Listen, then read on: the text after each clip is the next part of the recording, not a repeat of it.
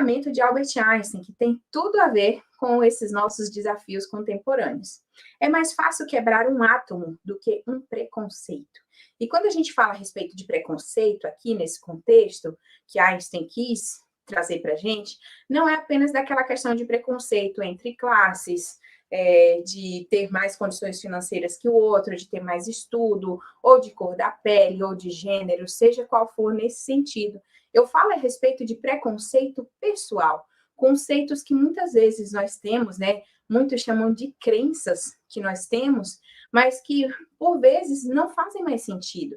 A gente precisa atualizar. A gente tem um exemplo, né, de como entender um pouco mais sobre essas crenças que muitas vezes acabam ali colocando alguns limites nas pessoas, muitas vezes a respeito de você não conseguir uma qualificação. Quando a gente começa falando a respeito de um emprego que paga até 37 mil reais, por vezes você pode olhar assim, nossa, mas que nunca que eu vou conseguir me qualificar o suficiente e me candidatar para conquistar um salário desse. Mas será que não? Será que, de repente, esse não é um preconceito, uma crença que você acaba tendo que vale atrasar? Então, são conceitos nesse sentido do que você pensa a respeito de si e o que você pensa a respeito da empresa a qual você pode estar trabalhando. Então, vamos aí superar essa dificuldade que Einstein falava para a gente, né? De ser mais difícil. E quem estudou um pouco mais, né? Entende um pouco mais a respeito de química, sabe da dificuldade que é quebrar um átomo, né? Depois, se vocês tiverem curiosidade, vale a pena vocês pesquisarem. E a gente começa a falar a respeito de todas essas dificuldades, né, que vocês foram trazendo, e estão trazendo aqui muito interessantes, né, a respeito desse ambiente de trabalho e relacionamentos, que nós temos aqui um tripé, que nós falamos sempre, que são pessoas, o que vai ser essencial da empresa e a inteligência emocional. E a gente começa falando a respeito de pessoas dentro desse ambiente de trabalho. O impacto das relações no trabalho, elas são, assim, essenciais. Porque imagina um grupo, né? Depois a gente vai entender um pouco mais o conceito de grupo e equipe de uma forma prática, né? Como que nós vamos conseguir alcançar metas, né? Como foi falado aqui por vocês, se nós não tivermos esse senso de ter ali um ambiente de trabalho que vai ter um bom relacionamento. Ah, professora, mas eu não gosto de fulano, não suporto fulano. Mas você não precisa gostar da pessoa. Você precisa ter respeito ao trabalhar junto. Com certeza, todos nós, se eu for perguntar aqui, boa noite, né, para quem está chegando, se eu for perguntar aqui para vocês, com certeza todo mundo já trabalhou ou trabalha com alguém que não simpatiza tanto, com alguém que você pelo contrário, né? Tem até uma certa antipatia, como foi falado aqui por uma colega de vocês, a respeito dessa falsidade que existe muitas vezes no ambiente de trabalho, mas que você precisa ter esse respeito. Muitas vezes você não vai ter esse bom relacionamento, você não vai confiar na pessoa, até mesmo por uma questão assim de algo pessoal, né? Porque nós vivemos uma cultura latina e tem muito essa questão de misturar esse relacionamento profissional e pessoal, muitos amigos que a gente acaba levando aí de trabalho um tempo numa empresa e você leva para a vida toda aquela amizade, mas são pessoas que você não vai ter condições de ter essa amizade, mas precisa ter esse respeito para que esse relacionamento ele seja o suficiente para que se conquiste bons resultados dentro da empresa.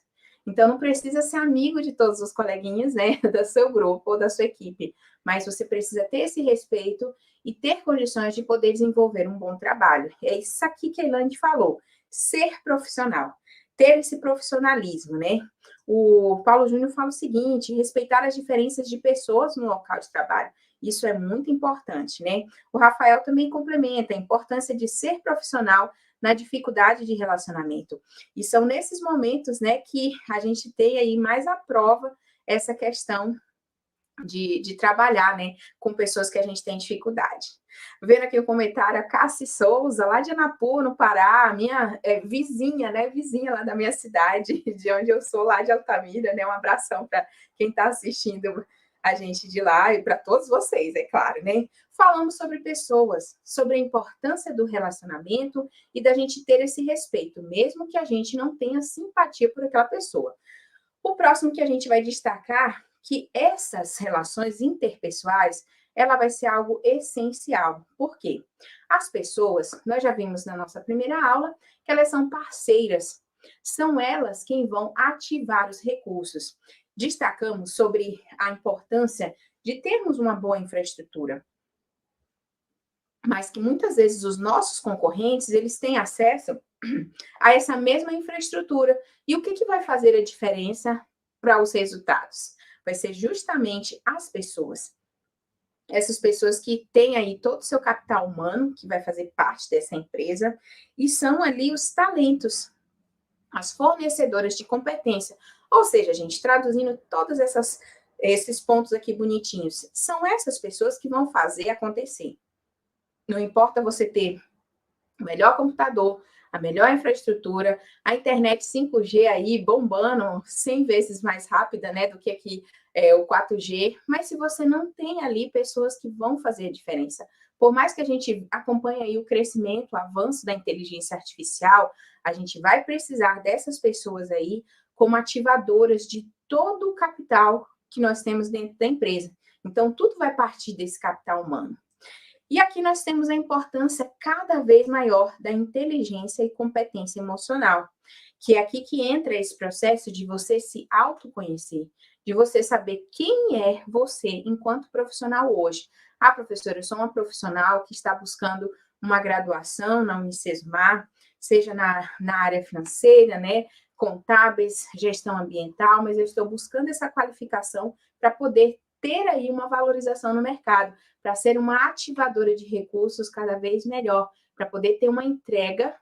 E é claro, né? Ou quem sabe você ser uma profissional, né? Uma empreendedora, freelancer, né? Como a gente costuma falar, ou uma consultora, mas que você tenha condições de ter essa entrega e ter essa autoconsciência de quem é você enquanto profissional, para que você não venha nem a se valorizar demais ou se desvalorizar, colocar para menos, mas que você saiba exatamente quem é você, qual é a qualificação e principalmente onde você deseja estar daqui a 1 ano, daqui a 2 anos. Então, esse processo de ter essa inteligência e competência emocional, ela tem sido aí um dos principais elementos nesse processo de contratação.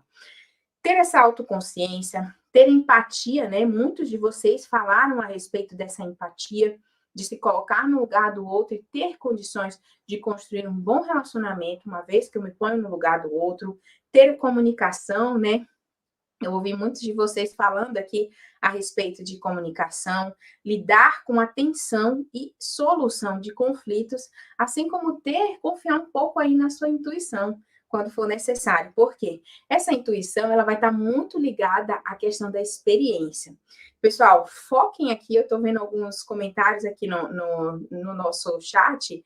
Vamos focar na nossa aula, vamos aproveitar, trazer perguntas, assim, porque vai ser justamente a respeito dessas perguntas que vocês trazem aqui na aula, ou de dúvidas, ou de comentários, que a nossa aula consegue ser cada vez mais customizada, de acordo com a necessidade de vocês, dentro do conteúdo que nós estamos estudando. Então, vamos focar aqui para a gente conseguir extrair ao máximo aqui nesses 50 minutos que passam bem rapidinho.